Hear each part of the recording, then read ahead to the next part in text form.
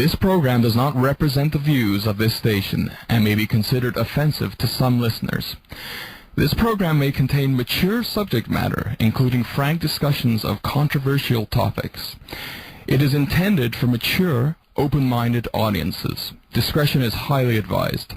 This program is entirely independently produced by and is copyrighted by Frank. It is broadcast here under license.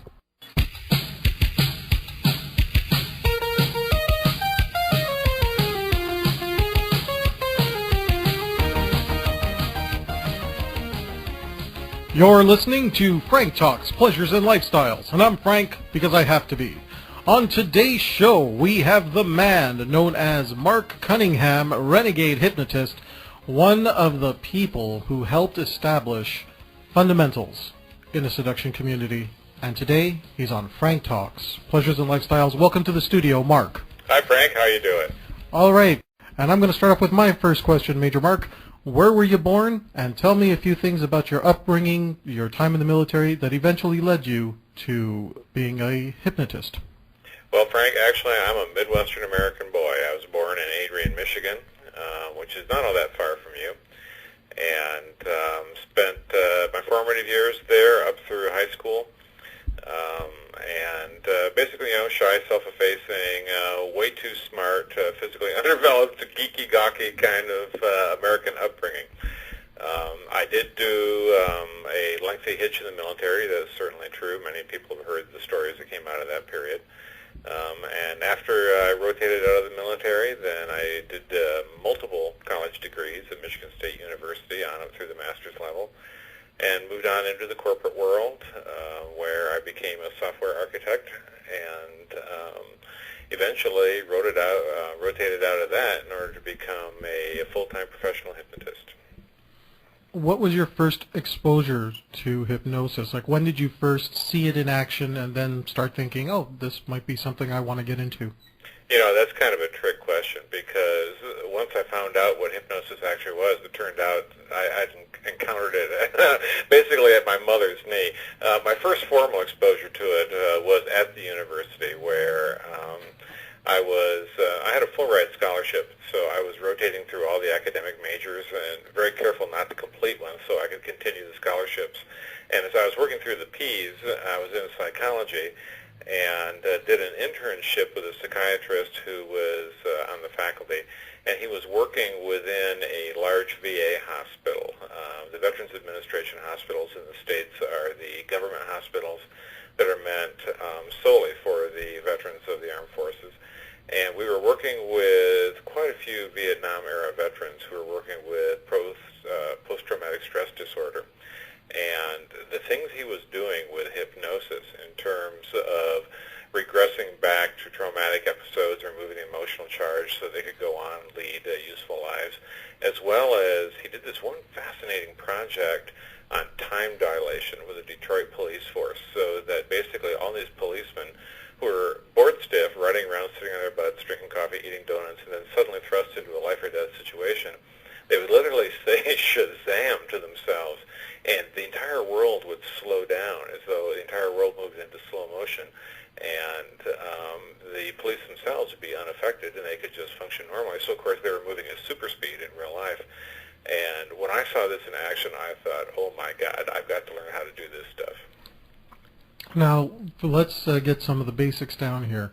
When we're talking about hypnosis, what are we talking about specifically? Do you have a Mark Cunningham definition of what is hypnosis? Yes, there is a thing that we call hypnosis, and what that is, it comes in two parts. The first is you induce a mental state where you are no longer making critical decisions. That is, you're not making judgments. You're not saying good or bad, this is me or not me, this is true or false. You're simply in a realm of experiencing everything equally. Now, the second part of the classic definition is the establishment of acceptable selective focus. What that basically means is they're not being distracted by anything. They just zoom in on whatever is inducing that trance. The reason this works is there's a principle of the mind called dissociation, and all that is our ability to use this mega-powered human brain to do multiple trains of thought. Now, some of these are directly related to the things that we are observing in real life that are concrete, that we can agree on, consensual reality. Most of them are not. And so what we do with any hypnotic induction is basically bump the subject off the track of consensual reality and move them into one of these dissociated streams of thought, so that all of a sudden they're off in something that seems compellingly real, just as real as anything else, but it is not actually real in the sense that anyone else might see it, hear it, experience it. I've got a question for you now. Sure. One of the biggest criticisms about hypnosis is that it doesn't actually work. It doesn't really exist. Because the person believes that they're hypnotized, that's what causes the effects to take place. What are your comments to those type of statements? Well, I give you a two-part answer. The first is we aren't really operating on things that are real anyway. I mean, think about everybody you know, your friends, your coworkers. They're all moving through the world with their own personal blend of reality that is not shared by anyone else. And yet there's sufficient overlap that we can go, oh, okay, there is this thing that we call consensual reality. But all of us are operating on our own little version of reality. And all hypnosis is guiding someone into a new version of that totally made-up reality that serves the purpose of the hypnotist. Now, the second thing is that this thing we call hypnosis has been verified. There are a lot of medical studies that are coming out now that are showing how the brain functions under hypnosis, and they're going, oh, look, when someone is, quote, hypnotized, you see the part of the brain that's involved in processing thoughts logically just lights up dramatically because that part has to work so much harder when the person is hypnotized. Well, the hypnotist could tell you through experience that, yeah, that logical part is suspended and you move into something called trance logic, which is why you can talk someone who's hypnotized into virtually anything. The idea that someone believes in it in the first place, and so therefore hypnosis doesn't really exist, it's just someone who's just kind of going along with your suggestion. Well, if you think about that, that fits the description of hypnosis. Okay, now we come to some of the scary elements of hypnosis. Oh, good. Now, a hypnotist talking on the radio about scary elements of hypnosis? I love this. All right, well, let's see if we can get something to spark our listeners.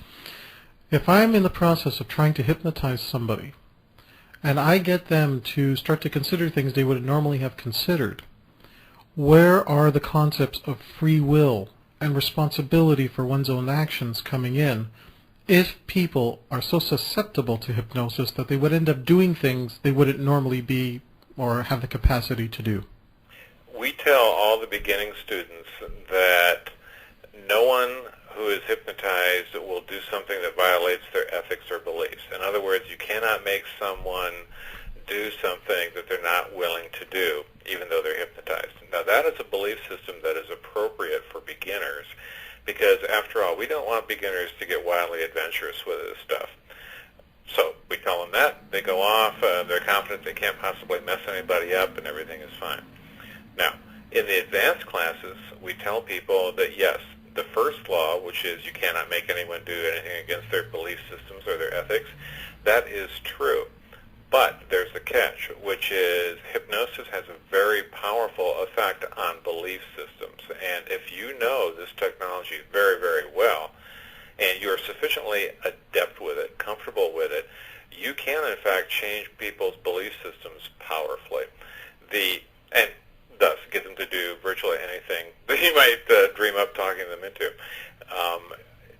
It's not something that is normally done, certainly not done widely in a therapy situation, although you do work with belief systems in order to get people to believe they're a non-smoker, or that they can lose weight, or that they can accept themselves for who they are. Something like turning them into criminals, changing their base level sexuality, changing their ethics or morals. That's something that's typically done either over time or done when you have someone in physical isolation. There's an awful lot of studies on the use of hypnosis within cults, for example, that point out exactly how you can do this.